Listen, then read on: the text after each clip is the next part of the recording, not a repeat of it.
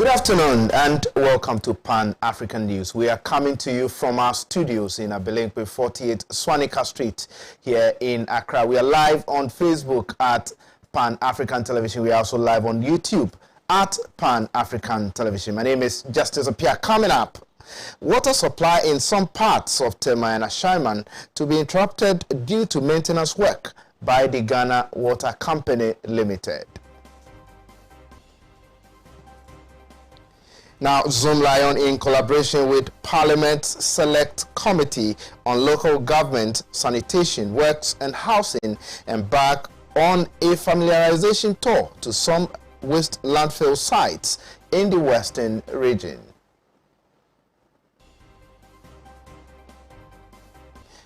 Also, residents of Agbogba, Boshe and Ashongban are calling on government to fix their roads. In business, Ministry of Finance has refuted claims that Ghana has been downgraded to low-income country. These, including international, sports and entertainment, come your way for the next 1 hour. Please stay.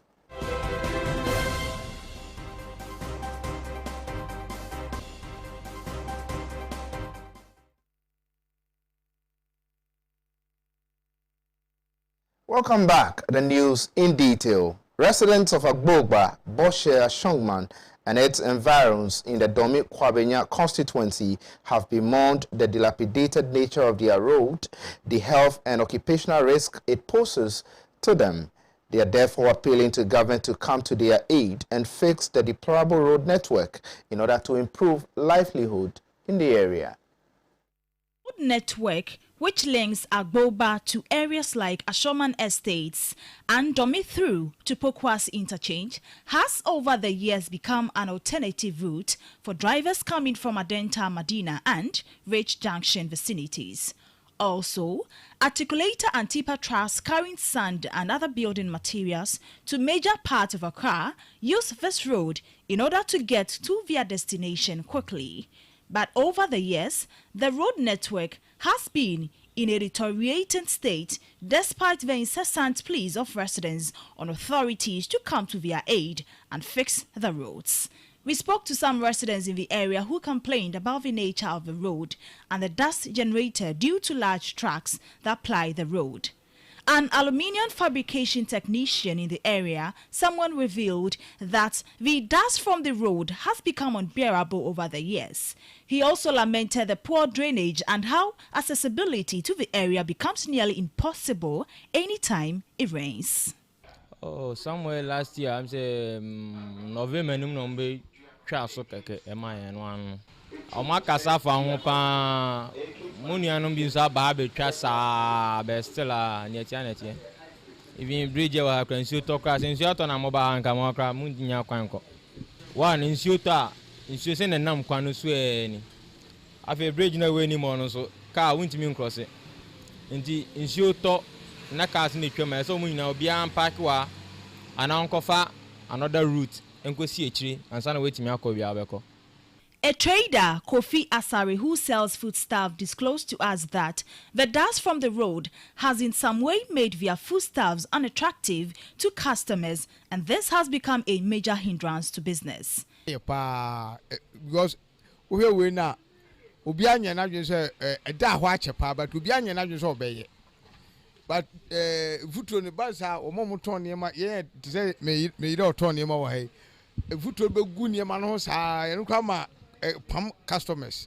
The at least bia enye se bia obeye kwaro mpo na ke bia ombetimi aye hu bibia ma Vuto na ba fon kakra ye. Secondly, I say land owners no esu disturb ye kakra, because I say we hear a major road park here, but land owners no so to me buy a hop attack ye ni agigi esika bia ehun yewi. And the ending now say bia assembly betimi abamu bi na ke bia sa iska omo je it goes to the assembly na ka tin say it will be okay. Me ka say ye share MP adwasa for ewa ha ewo park bi wa ha obusa ye ha nyina ye de tru na nim fa kwan ho ne de make kan nyina, but still okọ ano no on send you obi boma ne mama she say bia de or monday buy no ye be catch o mo be ya na so mo nye o mo nka ho we be busa ho we ne ekwan de futuro ni say at least I just say bia wo be ye but at least say bia be ma futuro na ba form kakra na ka je be say so betimi aye ho bibia amaya ne is okay. A driver, Appiah, who has commuted the road for about 9 years, complained bitterly about the bad state of the road and the drainage systems in the area. Me driver okwan we as me driver o hachu. Ye fan your mafa kopie wa Shoma Estate. Ba kwan so nye week bia wan new shocks or spring ebubu okwan mu rough. Ti e pa ban na cho. Ne wo se won hwe so no hwe na sisi mai. Hadwin pa eno so ba ebe ma traffic bebre be wa to me kwan so no ebe ti bebre ama drivers no yatimi akwa abantente mtende how dey bebre wa kwan so more than 8 years me started driving me 9 years mo ni timi ya nam so ten biasa sisi kra no dru city academy city hona untimi enko pie biom kwan na si udru gas for no hona ni nyina asai nsu to kra de nye ene we kra de fitro no de na nsu to de a untimi mfa ha biom nti pa ba na cho de wo se won we do hwe na mo we mai. Another driver, Kwabna, also expressed frustration over the mechanical cost he incurs due to the damage that roads brings to his vehicle and the need for government to fix the roads and drainage systems in the area. We are quite dear about trying to be quite a man, a bad boy, pa. The quite a problem be. We have to cry with the ticket and grass and to a foot quan. Yes, Rana, woman in the queen on your mind. We have Bridgie away in here. Bridgie, and so tall, buffasing a dear Kabakujina, Emma Bakuchum, and San of Friday at us. The quite Bridgie back a car. Can't beat me up through the quan's here come a bad boy. Yes, Rana, a moment on your mind.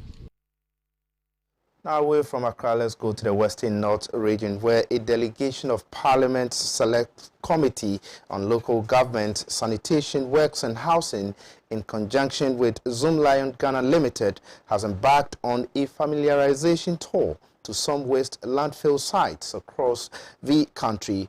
In a report filed by Joylinda Lai, the team visited the Seshiabuenidria landfill site in the Western North region to ascertain the progress of work. In September of last year, President Nana Addo Dankwa Akufo-Addo cut the sod for the construction of an integrated and recycling plant at Abuenidria in the Rioso municipality of the Western North region. The facility, expected to be completed in August, is a collaboration among Zoomlion Ghana Limited, its private partners, and the government. The Joint Committee first called on the Regional Coordinating Council and stated reasons for their visit. General Manager of Seshi Abuenidria Waste and Landfill Site, Peter Dagadu, disclosed that the completion of the facility will help ease the problem of addressing lapses in waste collection and management. He further stated that Zoomlion Company is expecting to employ 80 to 100 workers and will soon put in 500 motorized tricycles into the system, which will help the collection of waste in the municipality. A facility such as this site will host 4 different waste management facilities. It will have this IRECOP, that is a material recovery facility that will recover valuables from the waste. Part of it will go for composting, the rest will be recovered and recycled. And we know that the municipality has a lot of healthcare centers within its space. So we need to make the provision for medical waste as well. Finally, it will have a residual landfill that will deal with materials that we cannot process here as well. So it will be a total solution for waste within this municipality. We are expecting to employ between 80 to 100 people, that is directly employed between 80 to 100 people, and the value chain this particular site will develop will employ over 500 people. Zoomlion will put in about 500 motorized tricycles into the system, and they will essentially do the collection within this area. In the near future, there will be transfer stations at various locations, so areas further from this site can feed into this facility. So essentially, this is what we intend to do.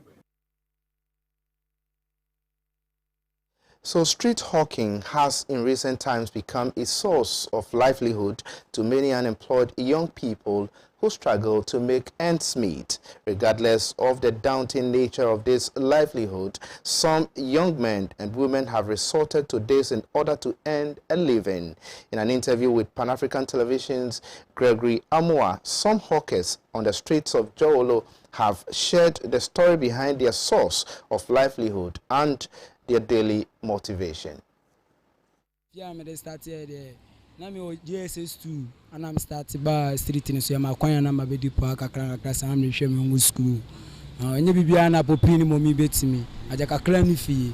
There's also suit me biri moja ni obi hu mo ba wanya da jere. Asho. So me dey ni zu sem be said that me school am metim ko police na soja. Me betimi aye no. Tina mama ma kwanya na maba street ni so ma be ye adwuma. Se nyankopon adum ti bibia be ko ya mama. Actually we school ni I'm SS3. Oh, but Chankian Yakona and others see Yamela 5th May. Me passion school be now ko. Much I'm cooking for not senior high school. I'm going to was a kwame despite of panic cassie, a crew. Oh, nice. About the Nadumunti, Yanko Padum to see a Virginia TV flan, Nasi a trail more. If you had me call you, there, it's me by 1.5 for him, Susika. It's me the two, I'm Mr. Minabi, SNE feeling, and I might be a coye. The same me US committee about Mamadana Cramo Bisuaboame. I'm meeting Miss Media Banya, that you Miss Mobatomia, my mamma bre, so Miss Babijina Quano, Naijinano, and yet Ujina cry, especially Nipamu, on Miss Ebicura, Unima, Buni Papabi, Nemo Ebende, raining tea, Scasem, says our Brumo Jenny, so out of Cacobocrono. So I'm big mind. Tinuantiana, Unia Solania Bejina Sim. Pacho, and then I'm a ball. I will do the traffic lights ball, and I'm a ton. So I could be Diagoro. I could do Usa, no static chair that you bet my betrika. Usa, no static bar that you bet my Bible boss. Send us some more German in my year. Oh, 90 years old, the best street in the soul. In the paper, after some measure a day. So many. Then I'll catch every young person our bonting. Then a future ben out the man. Oh, na future am no money per wanting say. I saw Brumo journey, any probably to an so scar, especially on so when yakuma pa, no let me aboa. Now I saw about Corona and Treges, oh yeah, on to me wow. I said that's by 2 o'clock for fancy come wow. Aha, but so you don't want to wear Juma, wow. Sanni bi asenet yes obiri mo journey na Nyankopon kwa hu ni se obiri mo journey this can be free from na bakura de be ma hu boss number 2 ye frame say oh ye frame kwaku say ba dodo na frame me nim soldier anye izo cinema adabone de sa ye nyina ye wo ye ne scan fi popi ni momi ni bi abusuan so e frame mu nye what I say me am gina ma hwe mo sa fi primary sa ba Jesus awie me Jesus na me setana na be dia na me ba kra me ba na me ton ade wo kantamanto fosla na me no emfa na me ba joru ha sei be market me ne fa na me di hwe mo SS wie say oh me wie SS what I say by say no wie SS aban no on be padwuma ye de emma wo na wo so ko strike na ye de o padwuma so me ye me nyina se ka me soja ana say apart from soja no me business bia e this can be fin ma di bia hwe me nuanom so abraboni mo den yes krono de me chiwa de a ko menhia atwema menhia na me free ebu akwa menhia ho na me free obi enu se me krono de nyem lai ti me prim moja me apiska ti me buy pen drive na me ton pen drive ni so ti abraboni nyezi even say getting to be na mo be Jesus one no a me ba be wie Jesus no they ever say take it 3 years and they na me ton ade wo kantamato ti me wie no a me nya admission wo man class senior high school na me beton ade wo John Street say na me dey me tima hwe sometimes na tia school fees almost be 500 so ti ni nyina nya me adom me abraboni koye ma me wiere me hia me school fees na ma wie I say me wie SS me wie SS get it to 5 years ni they say 2015 am wie SS me wie so about me first come bro so it won also ko pay adwuma so ni o man What I said, maybe I be more a day crown. Yama 200 Ghana. Mr. Elsome 200 Ghana a month. 200 Ghana, just 200 Ghana a month. O man and one thing. It's a pay for us no. Obu on my scanner also Yanaka. Omuye bibi ma youth na wo ha no. Omuye omuja politics. Enya san ye bu man. So 200 Ghana a month. And what thing? It's Miami Best Street me no. Anya odo. Nyame adom anya mitiminya ebia Muhammad menya kwa me 500 Ghana de menya so ti o man mo ayden eti nyame adom so se am ginan afa ma me afa mitimi ka se nyame ye bi ma me nyame ye bi ama me me won ka kreda mo ti abrabon ne san te tumi nwa de me ka che me nwa no se wo ye young boy a me ko twisi kan ko tuo enko fo bi ade bre mo je ni nyame na oboss ro ba asase no David na abusuan pono no David no obrey wansa no we de nyame hira no timi sana me hu se me life no sana be. Now, the management of the Ghana Water Company Limited has announced that there will be an interruption in water supply to parts of Tema and Ashaiman. The affected areas will witness the disruption from Tuesday, April 20, 2021 to Friday, 23rd April 2021. A statement signed by the company's acting regional chief manager, McDowell, said the interruption will make way for routine maintenance works on 42 transmission pipeline from the Pone treatment plant. The affected areas include Tema Communities 1 to 12, Tema New Town, Tema Industrial Area, Pone, Gulf City, Bediakon, part of VRA, Saki, Community 25 and Tema General Hospital. The others are Ashaiman Timber Market, Tulaku, Bethlehem, Jericho, Lebanon, Sabrepo, Kakasunanka, Michelle Camp, Boteman, Santio, Ashaman Sun City and Ashaiman Township. The statement said customers in the affected areas are therefore being advised to store enough water before the interruption. The Ghana Water Company Limited said supply will be restored as soon as the maintenance works are completed.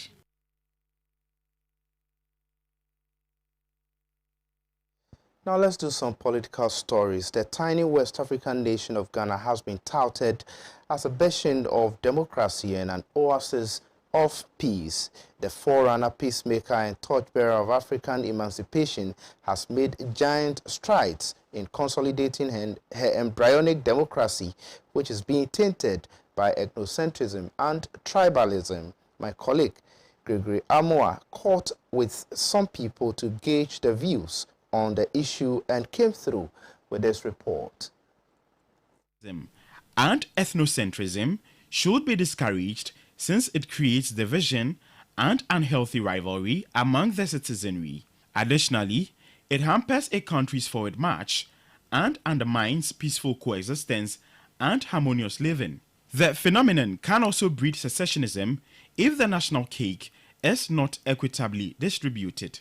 The last for inordinate power, which has tainted the consolidation of democracy, can be attributed to tribalism and ethnocentrism. In an interaction, some students at the University of Ghana shared varied views on the implications of the practice on nation building and cohesion. With this situation at hand, I would say the leaders have a major role to play in the tribalism of our politics. And the citizens also have the minor role, but it should be mainly pinned on the leadership, because if you see certain things in our administration of government, nowadays, if you are not from a certain group of people or a certain tribe, it's hard for you to get favor or job from a ruling government who is from that tribe. Okay. Yeah, I don't know if you understand what I'm trying to say. Yes, I do. Yeah, because right now, if, for example, I'm an Akan and I'm going to seek for job in a firm, they want, first of all, the thing they check for is where I'm coming from. So they want to favor their hometown people. So with that, they tend to favor them in return. When it's time for election, they favor them back. Like the citizens favor the politicians back. So I would say the politicians are the one leading the way, because they are our leaders. We've voted for them to lead the way, to chart a better path for us. So if we see them leading a certain way, we the citizen will follow. And 1960 something, coming to the 1992 when we had our Fourth Republic, the people of the Akans have this ideology about the NDC. I'm making an example. I had this ideology about the NDC that during the time of J.J. Wallace, late J.J. Wallace, he was so harsh on them, especially the Corus. He was so harsh on them. So because of that, they decided not to associate themselves massively with the NDC, but rather go with the MPP. So they now portray themselves as the Corus, as to be the tribe of Koro, has to be MPP.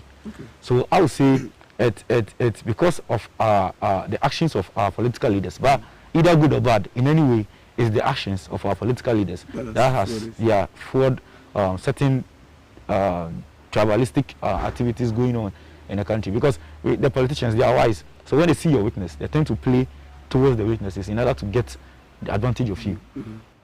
As he's rightly agreed with me, it's the politicians.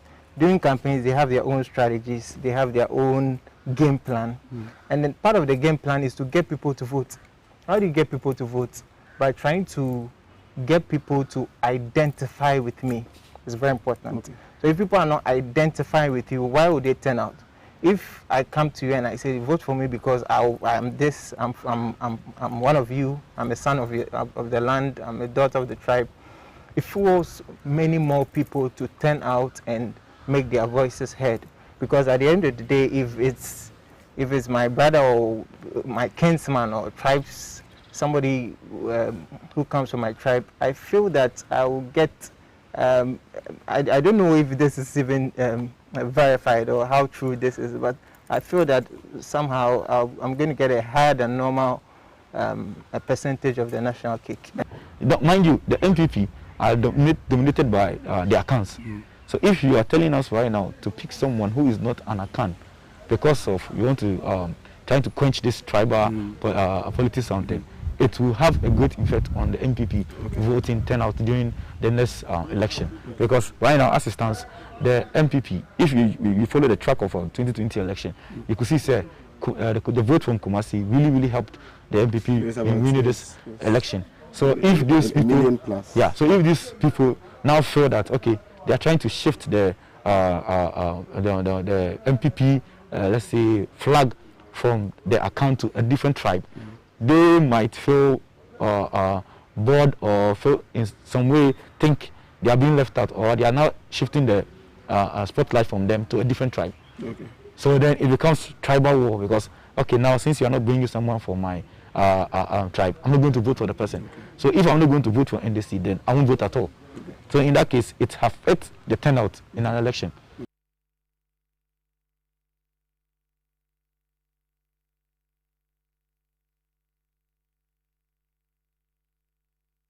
Now, a member of the National Democratic Congress communications team, Nana Banfo, has slammed the government for lapses in the country's power sector following the recent intermittent power cuts. In an interaction with Justice Appiah on Pan-African Television's Hot News, he also faulted them for doing little to tackle the generational problem. Mahama doing so was acceptable because it was a generational problem. And to build generation takes time. It takes almost 3 years to build a plant and to ship them to Ghana and all that. So if any government was facing that challenge of generation and wanted to solve it once and for all, and wanted to build the machines or wanted to build the power plants, it would take time. So if we were experiencing doing so under such a regime, it was justifiable. We tried to explain this to Ghanaians in so many ways. It wasn't that it wasn't done. The explanation was given. But the MPP led by Dr. Bawumia and Nana Dankwa Kufuor and their cabal, ex-President Mahama rightly called them the media cabal, refused this truth, this obvious truth, and decided to go to town with that rhetoric of financial challenge. It was never a financial challenge under Mahama. Rather, it is a financial challenge under this government. That is the paradox of the situation.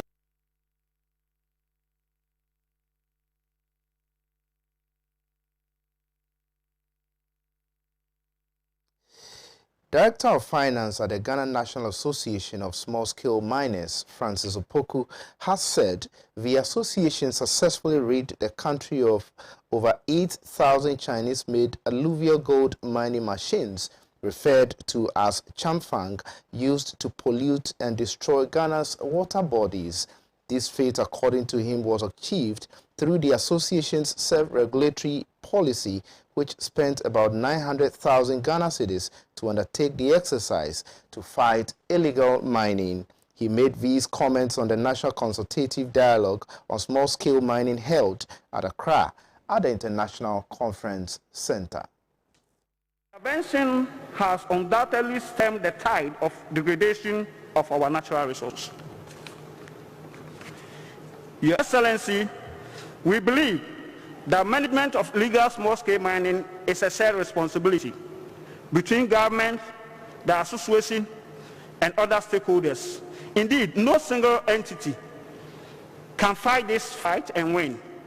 It needs total collaboration from all stakeholders. It is in the light of this and the unprecedented will exhibited by you, Mr. President, that in the last 4 years, the association, through its self-regulation policy, partnered government agencies with our task force to successfully clear 8,000 chamfang. Chamfang is a local, it's a Chinese-molded dredging machines that are normally used to destroy our water bodies.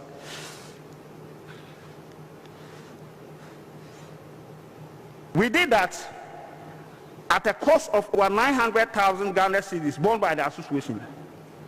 It is also in the same spirit and in the recognition of the unflinching will of Your Excellency, the zeal and the confidence being displayed by our sector minister, Honorable Samuel Abu Junapo, to deal with the remaining challenges on the ground, that we are here to solidarize with the government. Now, still to come in business, Ministry of Finance refutes claims that Ghana has been downgraded to low-income country. Shortly after this break, we'll bring you details of these stories and all.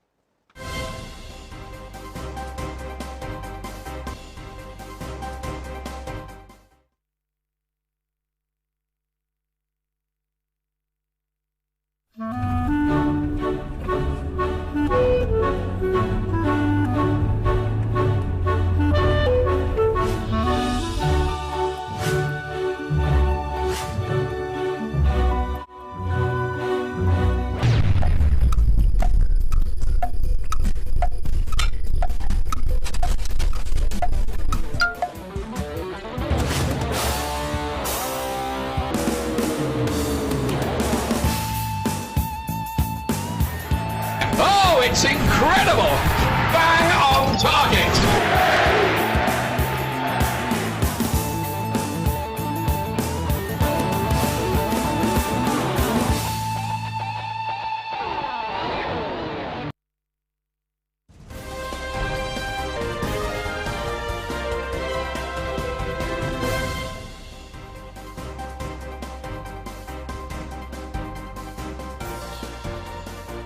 Welcome back. Now let's do some business stories. The Ministry of Finance has issued a disclaimer to reports in the media that Ghana has been downgraded as a low-income country by the IMF in accordance with its latest fiscal monitor. This, according to a press statement from the ministry, it is not accurate as the country continues to be categorized as a lower middle-income economy based on the widely recognized classification of the World Bank and the United Nations. To the statement, the reference made to the latest International Monetary Fund fiscal monitor did not represent the findings therein, as Ghana's status did not change. It further disclosed that the IMF fiscal monitor does not aspire at classifying countries by income level. Instead, it analyzes the latest public finance developments, updates medium-term fiscal projections, and assesses policies to public finances on a sustainable footing. The statement further stressed that the grouping of economies presented in the fiscal monitor's methodological and statistical appendix served an analytical purpose only. In this appendix, Ghana is currently categorized as a low-income developing country, LIDC, like other lower middle-income economies such as Cote d'Ivoire, Kenya, Nigeria, and others. The Finance Ministry in a statement also said Ghana's classification in the recent IMF Fiscal Monitor did not change. In effect, there is nothing like the country is being downgraded. The Ministry of Finance in the statement further assured Ghanaians of the country's continued efforts at maintaining the current rating it has while working to upgrade it and not to downgrade it. Still on business, let's look at the prices of crude in the country. The Institute for Energy Security, IES, is projecting a reduction in the price of diesel on the domestic market during the second pricing window. Petrol prices are, however, expected to remain at the current price into the second half of April 2021. This was contained in an IES release signed by research analyst Mr. Fritz Moses on the performance and projections of prices of petroleum products in April. Oil marketing companies, OMCs, maintain price of petroleum products at the pump throughout the first pricing window of April 2021.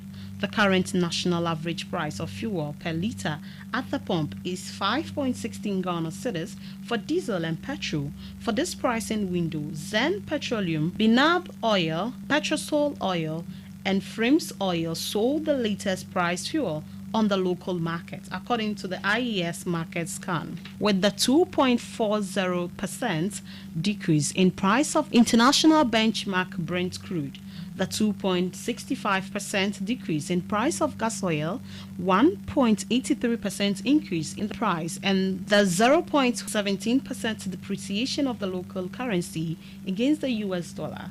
The Institute for Energy Security, IES, projects the price of diesel on the domestic market at the various pumps to reduce. Petrol prices are, however, expected to remain as we continue into the second half of April 2021.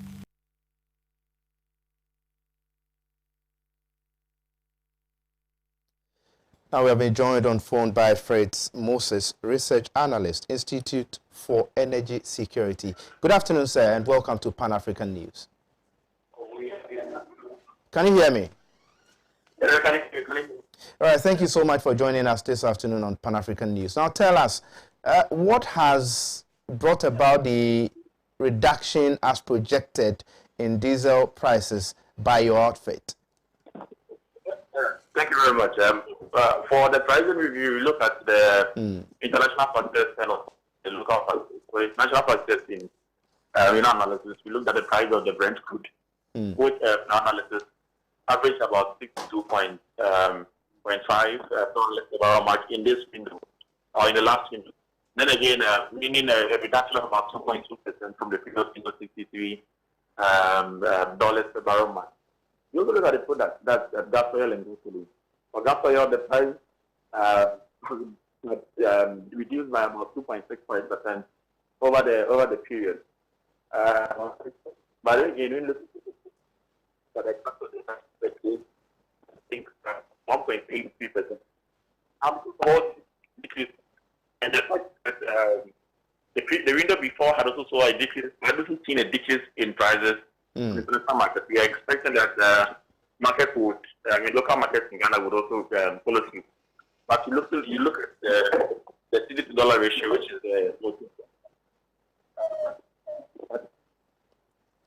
Your line is muffled, Mr. Moses. If you can position yourself well, I'll be grateful. All right. I think it's better now. Yeah, is it better now? Yes, it's okay. You can go ahead. All right, wonderful. So for the local cedi against the US dollar, it's depreciated by about 0.17%. And because of that depreciation, we are expecting that the prices of the gas oil would remain the same, rather than for the gas oil, that petrol remain the same. But then again, we are hoping that prices of diesel would also rather go down. But of course, the market has maybe the OMCs, that's the filling stations around, had the decision either to maintain the prices as they are or to reduce it. And looking also at the fact that the CD has depreciated over the period. And so now that we are seeing that most of them are maintaining their prices, then it means, of course, they are taking that decision, and that's what we do. Is this reduction you're projecting significant enough to affect the pumps? No, it wasn't that significant. It was just 0.6%. And so that was why the OMCs had the leeway to either maintain the prices or reduce it. But the reduction wasn't that significant. Now, if you look at that of petrol, we've not seen any reduction. What might have accounted for that? Yes. So for the fuel, for the petrol especially, the price had gone up within the period, and the CD had also depreciated, and so that affected its ability to rise or maintain or remain stable. So the most expected option, or the only expected option, was that OMCs in Ghana were going to maintain the prices for fuel or for petrol. And so for both, we are now saying that the price has been maintained, and that's one of the things that we're looking at the OMCs doing. In recent times, there have been increment in fuel prices. You and I will agree that sometimes you get to the point and the prices have actually changed. What has accounted for, this increment in recent times? Yes, so largely it has been the international, majorly it has been the international factors. The fact that Brent has been, or the Brent crude oil has been rising since late last year to somewhere late March. We have seen the rise from then, and so it has affected the local prices too. Even the products, that's gasoline and gas oil, petrol and diesel, the price of it were rising on the international market per metric ton, and so that increment also had affected the current prices that we are seeing. All right, thank you so much for speaking to us. We are so grateful for your time. We've been speaking to Mr. Fritz Moses, Research Analyst, Institute for Energy Security. Now, let's look at how the interbank CD performance, or how the CD is performing as against other major trading currencies in the world.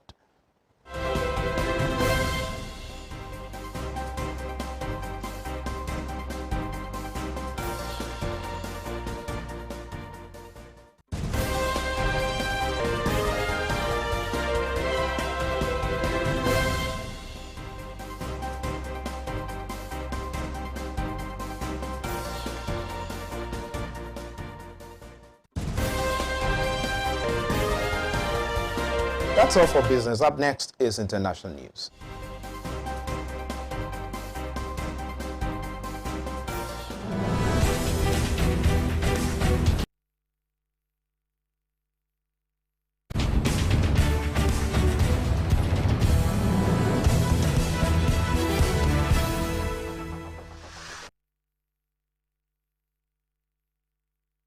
Welcome back. Now let's take some stories from our international partners, People's Dispatch. There are more than 79 million displaced people in the world today, of which 26 million are refugees, according to data by the United Nations High Commissioner for Refugees. However, most of the countries where millions of these refugees live are unable to devise a clear position on their inclusion in the respective COVID-19 vaccination drives, despite a UNHCR call to all nations to include them. Under these circumstances, safeguarding the right to life of refugees has become challenging.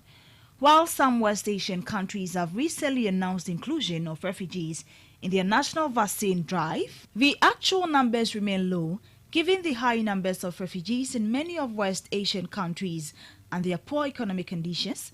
Individual state-led initiatives may not be enough to achieve substantial vaccination. Since all of these countries are dependent on vaccine imports, increased international initiatives and vaccine production is required to achieve vaccine equity.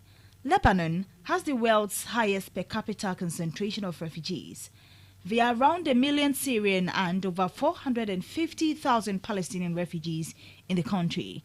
Though the government has announced the inclusion of all refugees in its vaccination drive, which started on February 14, very few refugees have been vaccinated yet.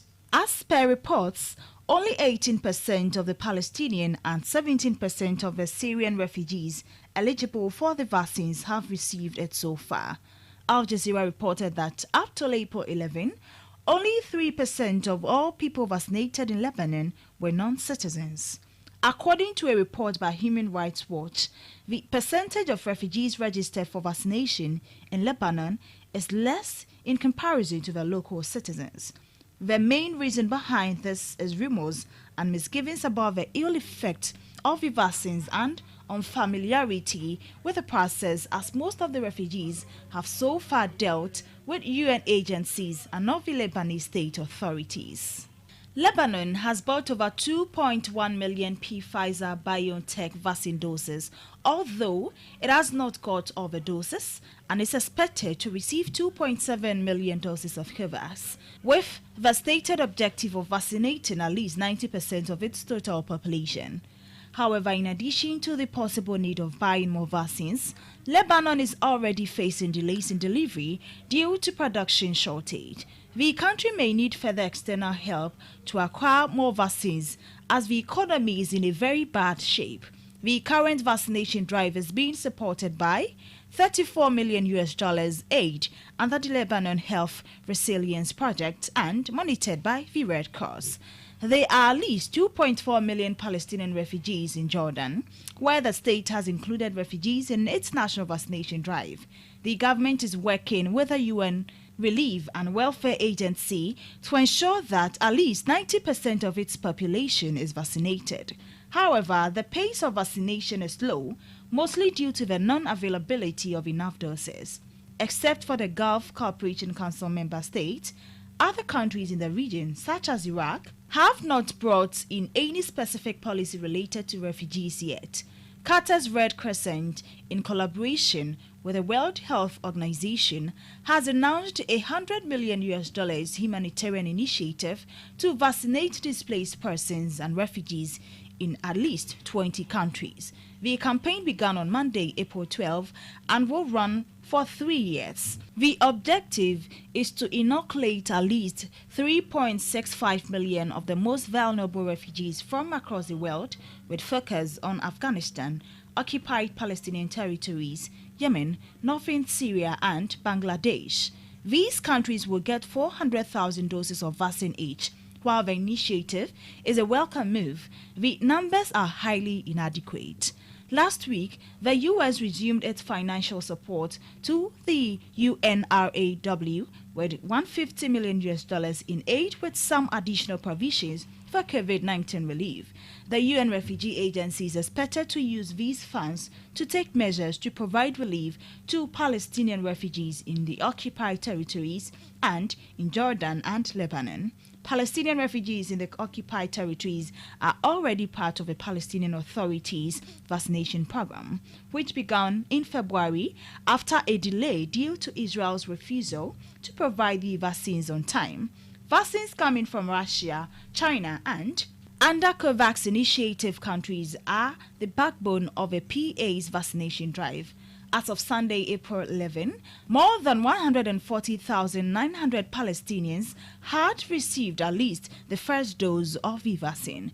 The International COVAX Initiative under GAVI and World Health Organization has so far been unable to meet the requirement of vaccine supply to poor countries, primarily due to shortages in global production. The refusal of rich countries in the World Trade Organization to allow the suspension of intellectual property rights related to vaccine production has also adversely impacted vaccine availability.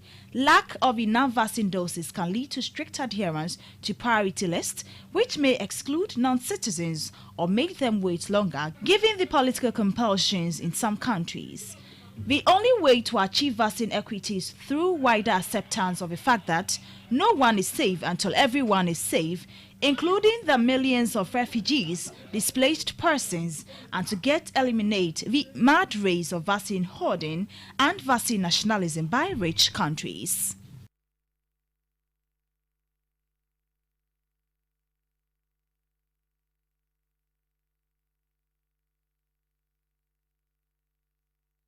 Credit to People's Dispatch for the international story. Next is sports with Bless.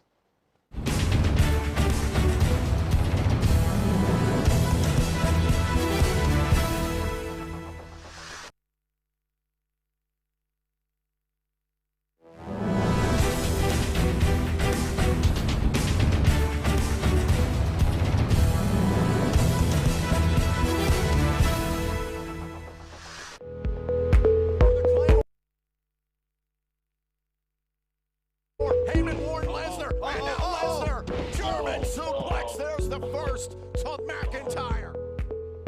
And don't think I decided Truman capsules and so at their brand. I can't think of what's the good deal to me, dear Michi.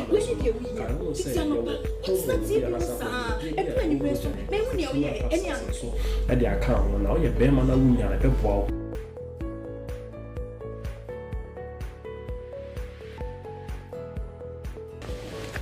Hey, Truman capsules. One mama ya bear ma bion. Truman ye marima drew and mofra woni imfie dun watri intumi numbi. Sa dwedi enkrato we FDA for hwemu agya tum say hye.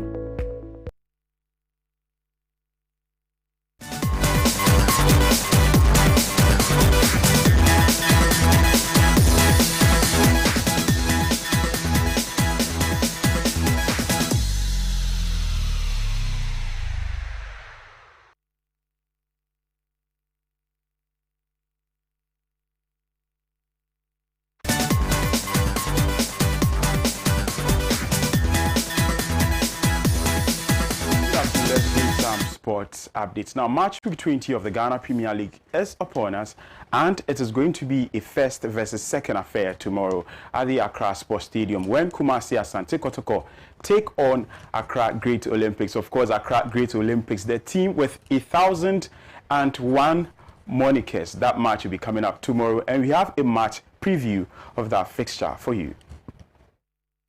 With the second round of the ongoing Ghanaian Top Flight League gradually building momentum, the stakes are high for all clubs, but particularly those in the top four that stand a better chance of winning the title at the end of the season.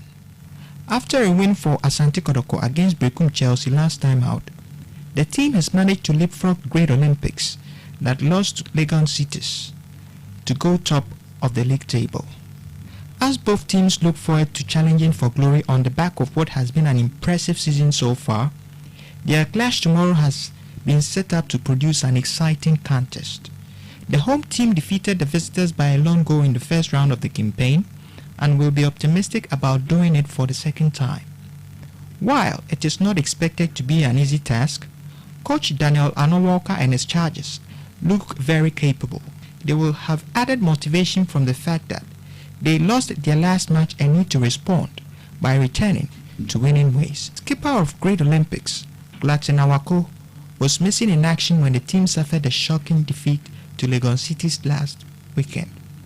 In the first encounter against the Asante Kotoko, he inspired his team to victory and will play an integral role for the crucial fixture. For the visitors, Asante Kotoko are 3 games unbeaten under new trainer Mariano Barreto, after winning twice and drawing once. Now scoring goals for fun, the Porcupine Warriors do have an upper hand against the 2-time league champions.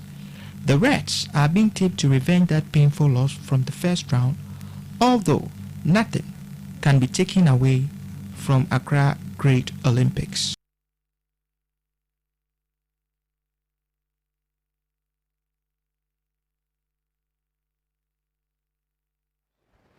Away from football, let's do some tennis news where British #1 Dan Evans will face Novak Djokovic in the 3rd round of the Monte Carlo Masters after easing past Herbert Hecaz in straight sets. Now Evans, who sailed his first tour level win on clay in 4 years, beat the Polish 13th seed 6-4 and 6-1. That's more. Djokovic beat Italian teenager Jannik Sinner 6-4, 6-2 in what was the world #1's first match since winning the Australian Open in February. The Serb was also full of praise for his opponent, who put up a spirited and gutsy effort. Djokovic, a 2-time champion in Monte Carlo, is now unbeaten in 10 matches this year. He will play Evans for the first time in the 3rd round after the Britons win over Miami Open champion Hurkacz, who appeared to be struggling with illness. For Evans, he is a bit more comfortable with the gap playing on clay than last year and has been very easier to move. Meanwhile, Rafael Nadal will play former world #3 Grigor Dimitrov in the 3rd round after the Spaniard defeated Federico Del Bonis 6-1, 6-2.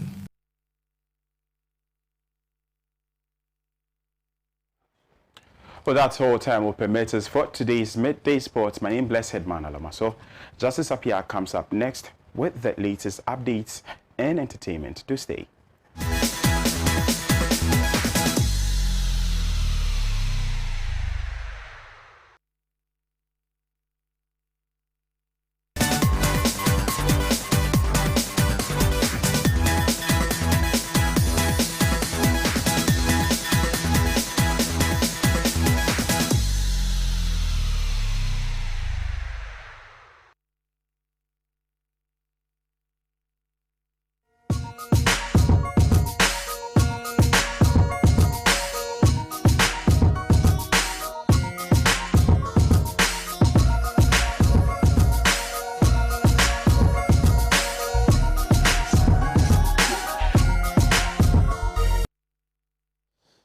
Many thanks to Bless Alomaso for the update in sports. Now let's do some show business. On the occasion of the second anniversary of the overthrow of the al-Bashir regime on April 11, 2019, the Sudanese Plastic Arts Association organized exhibitions in Khartoum and Omdurman. The exhibition in the Family Club Park in Khartoum was officially opened on April 6, while this one in Omdurman Cultural Center was inaugurated recently. The exhibitions present photos and paintings of the revolution and its icons, including protesters killed during it. Young artists who accompanied the Sudanese revolution since the beginning of the movement in 2018 joined the mural painting sessions. Others made paintings, sculptures, drawings, and photographs about the revolution. Inam El Haj, the first Sudanese woman sculptor and leading member of the Sudanese Plastic Artists Association, disclosed that in addition to the exhibitions that will last until April 20th, cultural seminars, musical events, and theatrical performances will be organized. Sadly, chairman of the Sudanese Revolution Exhibition Committee, Alaeldin El Jazuli, who organized the exhibitions, passed away during the preparations, whereupon young painter Syed Ahmed Anedim with a large mural.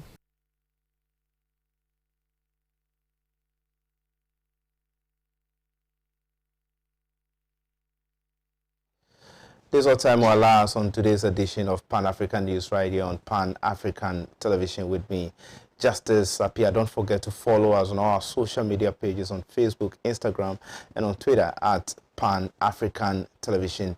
You can keep watching Pan-African Television. And also, up next is Youth Empowerment Show.